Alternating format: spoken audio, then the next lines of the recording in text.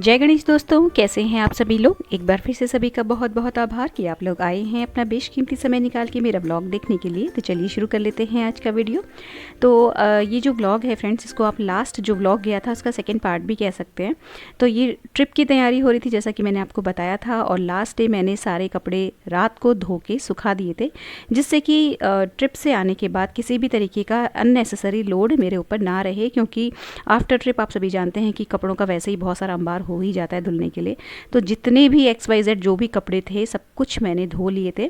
और यहाँ तक कि ऐसा था कि मैं पिछले लास्ट 2-3 दिन से इस तरीके से प्लान करके चल रही थी कपड़ों को कि मैंने सारे घर की जितनी भी बेडशीट्स वगैरह होती हैं वो भी धो के चेंज कर दी हैं। है क्या कि हमारा प्लान है कि हम ट्रिप से आते समय नानी के घर रुकते हुए आएंगे, यानी कि मेरे मायके। तो 5-6 दिन वहाँ भी रहेंगे। तो आने मेरे हस्बैंड हमें छोड़ के आ जाएंगे और वो घर आके उन्हें किसी तरीके का कोई काम लोड ना पड़े, इसलिए मैं सारा हर तरीके का कपड़ा धो के जा रही हूँ, सुखा के और अलमारियों में प्रॉपर वे में लगा के, जिससे कि उनको कोई परेशानी ना हो। तो सुबह उठने के साथ ही मैंने पहले झाड़ू लगाई है, पोछा लगाया है। उसके बाद जितने भी कपड़े थे वो तहा लिए, जो थोड़े बहुत गीले थे उनको पलटा लिया। और उसके बाद जो है आटा लगा के मैं फटाफट बना रही हूँ पूड़ी।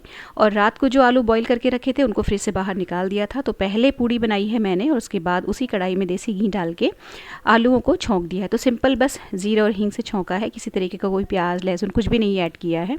एक बहुत सादा और सिंपल रखा है इनको, और साइड में चाय भी चढ़ा ली है। तो अभी मैंने नहाया नहीं है, और नहाया नहीं है तो पूजा भी नहीं की है।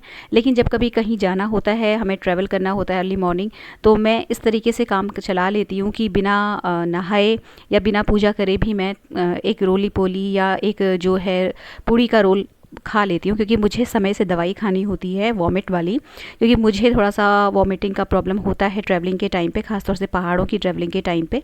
तो मैं इस वक्त किसी तरीके का वहम नहीं करती कि मैंने नहाया नहीं है या मैंने पूजा नहीं की है और खाना खा लिया। तो ऐसा मैं वहम इस समय पे नहीं करती।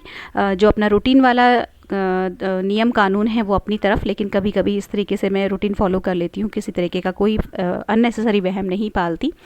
तो बस फिर मैंने पूड़ी और आलू बनाए हैं, सबको एक एक पूड़ी खिलाई है ज़बरदस्ती, क्योंकि मैंने ये रूटीन बना रखा है कि हम जब भी घर छोड़ते हैं बिना खाना खाए नहीं छोड़ते हैं।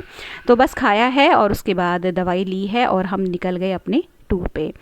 तो बस कुछ नहीं है, सिंपल सा है। ये अपना शहर छोड़ने का मेरी क्लिप है। सारे फ्लाईओवर्स और सारी रोडों को पीछे हुए छोड़ते हुए हम लोग निकल रहे हैं। और है क्या कि अगर आप लोग कोई भी किसी भी तरीके के ट्रिप में निकलते हैं तो बहुत अच्छा रहता है कि आप अर्ली मॉर्निंग अपना घर छोड़ दें।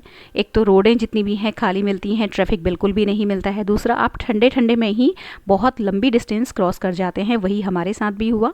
हमने बहुत लंबा सफ़र तय कर लिया था और हमें बिल्कुल भी ट्रैफिक नहीं मिला, क्योंकि हम 6:30 एग्जैक्ट घर छोड़ चुके थे।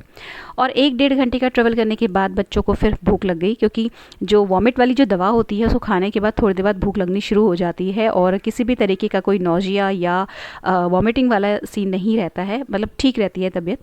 तो बच्चों को भी भूख लग गई थी, तो सबको एक एक जो है पूड़ी में आलू लगा के और अचार का टुकड़ा सबको पकड़ाया। और हम ये पहुंच गए हैं यहाँ पे काठगोदाम। तो हल्द्वानी और काठगोदाम के आप कह सकते हैं बीच में, यानी कि काठगोदाम शुरू होने से पहले एक रेस्टोरेंट पड़ता है, उडुपी वाला नाम है उसका। जो लोग जाते रहते हैं पहाड़ की साइड में वो उस चीज़ से अवगत होंगे। तो वहाँ के ये बूंदी के लड्डू बहुत फेमस हैं और सच में बहुत यमी होते हैं। मैं जब भी इस रास्ते से निकलती हूँ, मैं कुछ और खाऊँ या ना खाऊँ, लड्डू ज़रूर लेती हूँ। और अगर नहीं खाने का मन होगा ना तो लेके रख लूँगी, लेकिन लेती ज़रूर हूँ। खैर, उसके बाद हम लोग काठगोदाम पहुँच गए थे। तो हमने कहीं भी रुक के, मतलब किसी शॉप में या किसी रेस्टोरेंट में रुक के कोई ब्रेकफास्ट नहीं किया था, घर से लेके निकले थे। तो बस यही हम खाते पीते निकले चल रहे हैं। अभी लड्डू लिए थे, लड्डू खा लिए, और हम ये पहुंच गए हैं काठगोदाम से थोड़ा सा आगे, और इसके तुरंत बाद आने वाला है भीमताल। तो भीमताल में फ्रेंड्स मुझे नींद आ गई थी, तो मैं वहाँ की क्लिप नहीं बना पाई। मतलब एक हल्का सा कहते हैं ना, थोड़ी सी झपकी आ जाना, और बहुत अच्छी झपकी आई थी, तो मैं बिल्कुल भी नहीं बना पाई इस तरीके का कोई भी क्लिप। और इसके बाद जो है भीमताल के तुरंत बाद आता है भवाली। और जो ये भवाली है, भवाली पड़ता है भीमताल के बाद, और भवाली के बाद आता है कैंची धाम। तो ये जो कैंची धाम है फ्रेंड्स, ये अगर आप हिसाब लगाएंगे तो काठगोदाम से 2 घंटे की डिस्टेंस में है और 37 किलोमीटर के अराउंड ये दूरी पे है। और यहाँ पे जो है कैंची धाम में नीम करौली बाबा का आश्रम है और यहाँ पे 15 जून के आसपास मेला लगता है हर साल। और मेले में यहाँ पे बहुत प्रसिद्ध है प्रसाद के तौर पे मालपुआ यहाँ पे मतलब बटता है। तो यहाँ पे फ्रेंड्स एक हमसे गलती हुई थी कि हमने पहले से थोड़ा सा रिसर्च करने में कमी कर दी थी कि कैंची धाम पे इस वक्त बहुत ज़्यादा भीड़ रहती है और हमारे इस जाम में फंसने में कम से कम 2-2.5 घंटे ख़राब हो गए, क्योंकि यहाँ पे मेले की मतलब तैयारियाँ ज़ोर शोर से चल रही हैं। तो बहुत ज़्यादा भीड़ है, प्लस वीकेंड का टाइम था तो सैटरडे संडे यहाँ पे बहुत ज़्यादा भीड़ हो जाती है। तो यहाँ पे हमारे 2 घंटे ख़राब हो गए। खैर जैसे तैसे हम वहाँ से निकले और उसके बाद हम पहुँच गए रानीखेत। तो रानीखेत जो है हमसे रानीखेत की डिस्टेंस 38 किलोमीटर के अराउंड है और 1.5 घंटे के अराउंड लग जाता है। बाकी डिपेंड करता है कितनी आपको भीड़ मिली, कितना ट्रैफिक मिला, कैसी रोडें थी, कैसा वेदर था, इस पर भी डिपेंड करता है। तो हम 1.5 घंटे के अराउंड कैंची धाम से रानीखेत पहुँच गए थे। और यहाँ पे ना अगर आप लोग ने सुना होगा झूला देवी मंदिर यहाँ का प्रसिद्ध मंदिर है और यहाँ पे कुमाऊँ रेजिमेंट सेंटर भी है। और अभी जहाँ से हमारी कार निकल रही है ये रानीखेत का कैंट एरिया है, यानी कि छावनी वाला एरिया है। और यहाँ से हम लोग मतलब जो मौसम है उसमें ठंडक आनी शुरू हो जाती है। ठंडक आनी तो काठगोदाम से ही शुरू हो जाती है हल्की हल्की, लेकिन यहाँ से प्रॉपर वे में पता लगने लगता है कि आप पहाड़ों में अच्छे से एंटर हो चुके हैं। तो उसके बाद जो है रानीखेत के बाद हम लोग बहुत लंबा सफ़र तय करते हुए द्वाराहाट, चौखुटिया और ये सारी जगह होते हुए पहुँचे हैं गैरसैंण। और ये चमोली ज़िले में पड़ता है जो कि गढ़वाल एरिया में आता है। तो जो कर्णप्रयाग जहाँ हमें जाना है वो एक्चुअली चमोली डिस्ट्रिक्ट में ही है। तो यहाँ से चमोली डिस्ट्रिक्ट की शुरुआत हो जाती है और यहाँ पे हमने प्रॉपर वे में 1 घंटे का ब्रेक लिया है पूरी ट्रिप का। शाम हो चुकी थी, सब लोग थक चुके थे। तो हम लोग तो चलो सोते हुए बैठते हुए जाते, लेकिन जो गाड़ी चलाता है उसको बीच बीच में चाय पिलाना ज़रूरी होता है। तो बस यहाँ पर हम लोग मतलब अच्छे से बैठे 1 घंटा, चाय पी है, उसके बाद हम बाहर फिर निकल गए थे। 1 घंटा हमने रेस्ट किया यहाँ पे और फिर निकले हैं। तो रात हो चुकी है। ये गैरसैंण का ही एक गांव है जिसका नाम है महल चौरी।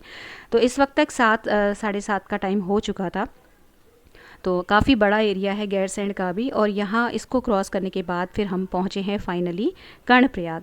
तो ये जितना भी एरिया मैं आपको दिखा रही हूँ सारा गैरसैंण का ही एरिया है और ये भी चमोली एरिया में ही, मतलब ये गैरसैंण जो है ना ये चमोली ज़िले में ही पड़ता है और इसी चमोली ज़िले में पड़ता है कर्णप्रयाग, जहाँ जो कि हमारा आज का फाइनल डेस्टिनेशन है, जहाँ हमें रात को पहुँचना है और रुकना है। तो बाकी का सफ़र तो कल तय होगा और कल ही के व्लॉग में मैं आपको दिखा भी पाऊँगी। तो मतलब इस वक्त तक जो है थोड़ी सी थकान भी हो गई थी, क्योंकि पूरा मतलब काफ़ी टाइम हो गया था, हमें 12 घंटे से भी ज़्यादा हो गए थे लगातार सफ़र करते हुए। और हाँ, मैं आपको बताना भूल गई थी कि इस सफ़र में मैं मतलब मेरी ही फैमिली नहीं थी, हमारे साथ मेरे भाई, भाभी, मेरी मम्मी और उनके 2 बच्चे, यानी कि मेरे मायके से भी एक परिवार गया हुआ था। तो उनको हमने रास्ते से ही ले लिया था, वो रुद्रपुर में रहते हैं। हमने उन्हें वहाँ से ज्वाइन किया और वो अपनी कार से आ रहे हैं, हम अपनी कार से जा रहे हैं। तो एक कंपनी हमें मिल गई। तो कुल मिला के हम लोग 9 लोग थे।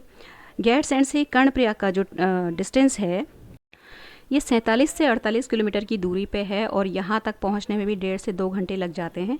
फिर वही बात आ जाती है कैसी आपको रोड मिली है, कितना ट्रैफिक मिला है। लेकिन फ़िलहाल हमें अच्छी रोड मिल गई थी, मतलब कैंची धाम में ही हमारे 2-2.5 घंटे ख़राब हुए थे, अदरवाइज़ हमें पूरा समय रोड भी और मौसम भी बहुत अच्छा मिला था।